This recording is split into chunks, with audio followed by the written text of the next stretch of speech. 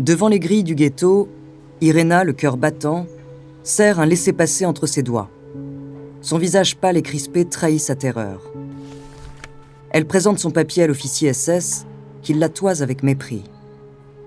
Irena tente un sourire, espérant adoucir cet homme austère. « Qu'est-ce que vous faites ici ?» lui lance-t-il d'un ton cinglant. Irena bégaye, les mots peinent à sortir de sa bouche. « Je viens pour empêcher la propagation du typhus. » L'officier SS fronce les sourcils, le regard dégoûté. Sans un mot, il lui rend son laissez-passer et ouvre la grille. Irena pénètre dans le ghetto. Ses premiers pas la plongent dans l'horreur. Les rues étroites et tortueuses sont remplies de silhouettes épuisées, habillées de haillons. Leurs visages sont marqués, leurs joues sont creusées. Autour d'elle, elle voit plein de campements de fortune, des familles entières agglutinées les unes sur les autres. Son estomac se noue douloureusement à la vue des hommes et des femmes, épaules tombantes, les yeux hagards, qui attendent un bol de soupe. Leur unique repas de la journée. À quelques mètres d'elle, elle voit un petit garçon. Il regarde le sol. À ses pieds, elle voit un trognon de pain. Elle s'avance vers lui et cherche à savoir où est sa famille.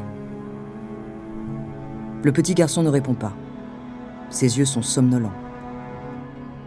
Irena, dévastée, lui offre son manteau pour tenter de le protéger du froid glacial. Le cœur lourd, elle poursuit son chemin. À mesure que les heures passent, Irena termine sa mission de vaccination. Elle revient près de l'enfant. Ce dernier est allongé au sol.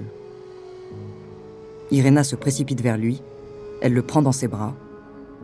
Mais c'est trop tard. Le petit garçon est déjà mort. Irena est anéantie. Elle réfléchit. Pour elle, c'est hors de question de laisser les enfants vivre dans de telles conditions. Elle sait qu'il faut trouver un plan pour les sortir de cet enfer. Et elle est prête à tout pour leur offrir un espoir de vie meilleure.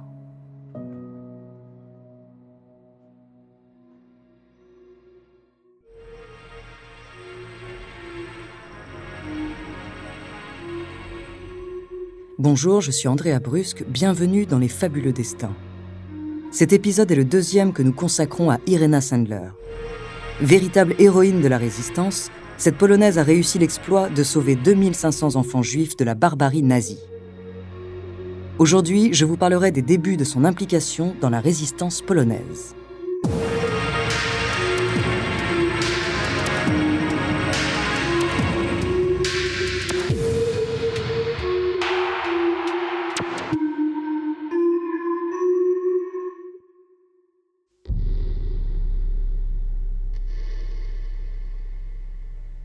Dès le début de l'occupation, les nazis ont exclu les Juifs de la société.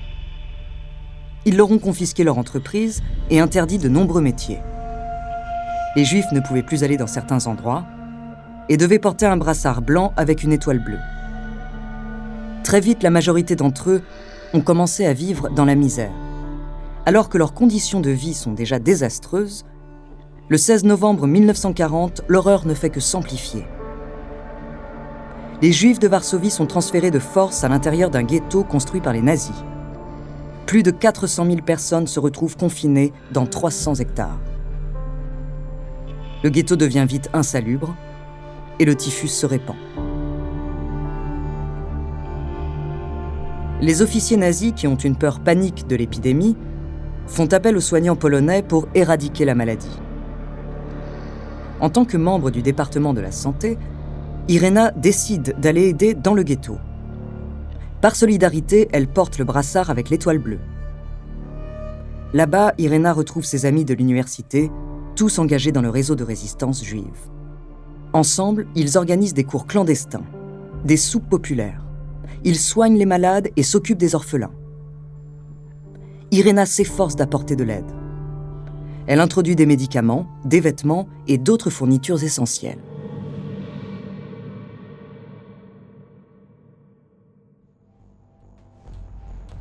Depuis quelques semaines, les nazis placardent des affiches sur les murs de la ville. Toute action menée par le groupe d'Irena implique un énorme risque. Car à partir de 1941, aider une personne juive est puni de mort, non seulement pour le coupable, mais aussi pour toute sa famille et ses proches.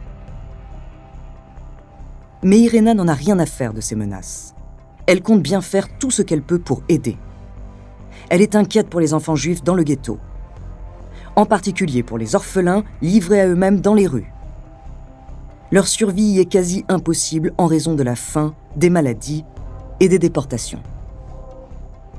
Irena réfléchit, il faut qu'elle trouve une solution. Soudain, une idée lui vient pour parvenir à les extraire de cet enfer, puis les cacher au sein de groupes résistants. Mais pour réussir cet exploit, elle va devoir convaincre les parents juifs de se séparer de leurs enfants. Avant de continuer cet épisode, nous voulions vous remercier pour votre écoute. Si vous voulez continuer de nous soutenir, abonnez-vous à la chaîne Bababam Plus sur Apple Podcast, cela vous permettra une écoute sans interruption. Ou bien écoutez ce message de notre partenaire, sans qui ce podcast ne pourrait exister. On se retrouve tout de suite après.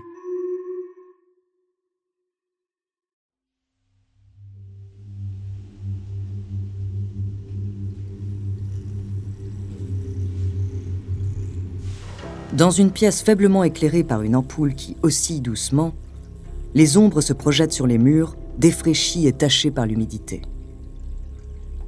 Irena se tient là, debout, les mains tremblantes. Autour d'elle, des parents juifs, leurs visages creusés par l'angoisse, la fixent. Irena respire profondément avant de leur faire part de son plan, presque impensable.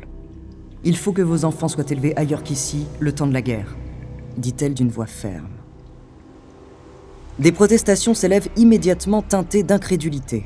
« Comment pouvez-vous suggérer une telle chose ?» dit une mère, les larmes aux yeux. Pour Irena, c'est la seule voie possible pour assurer la survie de cette jeunesse innocente. « Pouvez-vous nous garantir qu'ils vivront ?» La question posée par une mère aux yeux hagards fait écho dans la pièce. Le cœur d'Irena se serre face à cette interrogation. Elle ne peut offrir aucune garantie, aucune certitude, seulement un mince espoir. « Non, mais je sais que les laisser ici, c'est les condamner. Partir avec moi, c'est leur donner une chance de survie, » répond-elle.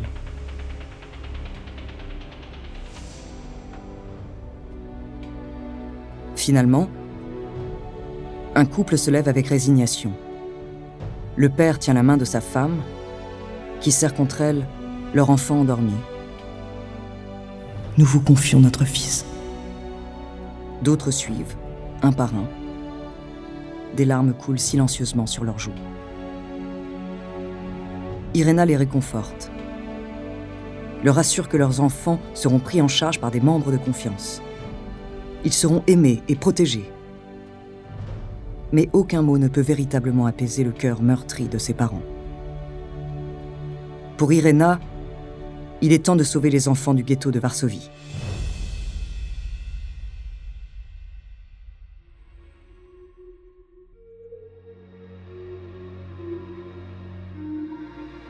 Merci d'avoir écouté cet épisode des Fabuleux Destins, écrit par Clémence Setti.